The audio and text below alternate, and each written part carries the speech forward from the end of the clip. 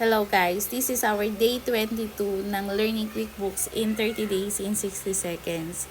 For this video, pag-uusapan naman natin paano mag-import ng journal entries.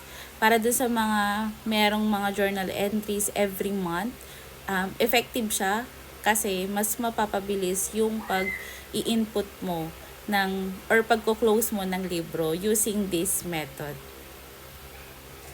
So for this video is tuturuan ko kayo paano mag-import ng transaction gamit ang journal entry. So paano natin siya i-import sa QuickBooks na mas mabilis para hindi ka na mag-iisa-isa. So for today's video, example natin yung ginagawa ko na pagre-record ng Amazon advertising bill. So meron ako ritong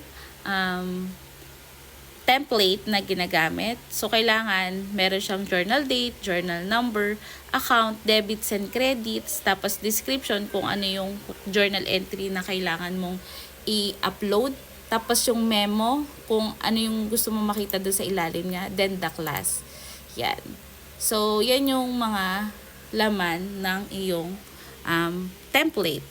So, dapat, just make sure na kailangan ay yung debit at credit nyo ay total or magkaparehas sila. So, sa pagput naman ng QuickBooks, punta ka lang dito sa gear icon. Yan. And then, punta ka dito sa under tools, dito sa import data. So, dito sa import data, ay pwede ka ritong mag-upload ng employee, estimate expenses, invoice, journal entries, location, products and services, purchase orders, sales receipt, time, activities, and vendor. For this video, ang i-import natin is journal entries. So, i-click mo lang yung journal entries, then click import. And then, dito sa baba, meron siyang dalawang option. You can import by Excel using the spreadsheet sync or upload a file to import the data. So, ito yung pipiliin natin. So, pag-import ng data, kailangan we upload the video or the data in a CSV form or Excel file or connect yung through Google Sheet. So, imamap natin siya, yung pangalawa, in our file to QuickBooks field. Then, we will review and import the QuickBooks to QuickBooks. Then, upload mo na. Click mo na yung upload. Then, ang unang step is kailangan mong mag-upload ng CSV file. So, meron din sila ritong template. Yan.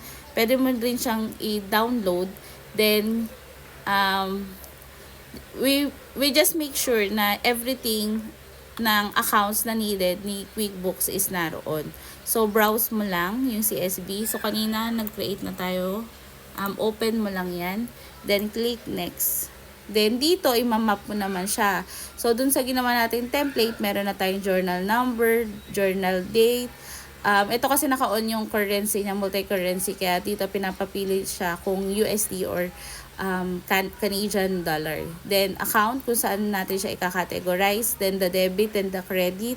Then, the description. Then, name. If ever meron siya yung accounts receivable, dyan nilalagay yun. Dahil wala tayo sa example natin, okay lang siya na walang laman. So, yung may mga asterisk dito, mga yan po ay required na data. So, hindi po successful upload yung data natin kapag wala pong nakalagay dyan. Ibig sabihin, yung mga walang asterisk, pwede wala at pwedeng hindi mo siya lagyan. Pero mas maganda na rin, complete yung data mo. Then, click next. Then, complete import. So, yun hindi mo na siya isa-isahin sa pagkikreate ng journal entry. So, para saan siya ginagawa? Ako, ginagamit ko siya kapag nagko-close ako ng libro, tapos kailangan may input ko or may include ko yung mga journal entries. Ginagamit ko siya for recording Amazon bills kasi yung required sa amin is to record our bills in SKU form na naka per SKU siya. So, napaka-useful ng tools na to. Pwede mo siyang gamitin to your recording ng your month-end reports sa mga nagtatapos ng report dyan ng month-end. Ito na yung tools na pwede mong gamitin. So, yun lang. If you want to know more about QuickBooks, sundan mo na rin yung series ko ng Learning QuickBooks in 30 Days in 60 Seconds.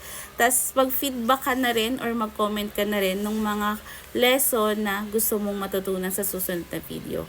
Baka mamaya yun yung magiging topic natin sa susunod. So, maraming salamat at enjoy!